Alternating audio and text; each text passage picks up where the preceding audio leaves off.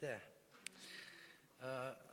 Иргэний болон ирээгүй хэргийн талаар харилцан тусах зөвлөх тухай гэрээ гэмт хэрэг үйлдэгчдийг эргүү хариуцлах татах таслан шийдвэрлэх тогтоолыг биелүүлэхээр шилжүүлэх тухай гэсэн ийм хоёр гэрээ Казахстан улстай 1993 онд байгуулагдсан.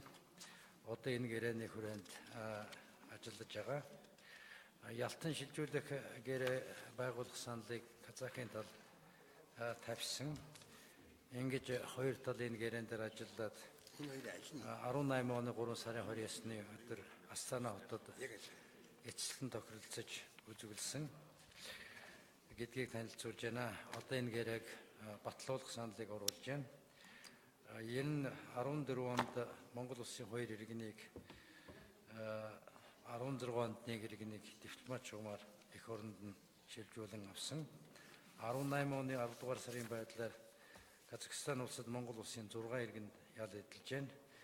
Тэдгээрээс нэг иргэн хөсөлт ирүүлсэн байгаа гэдгийг эх орол танилцуулж байна. Энэ гэрээ батлагдсанаар цаашид ийм төрлийн ажил явуулахад төхөмтэй болно гэсэн байр суурьны үднээс гэрээний төслийг батлуулах саналыг оруулж байна. Баярлалаа.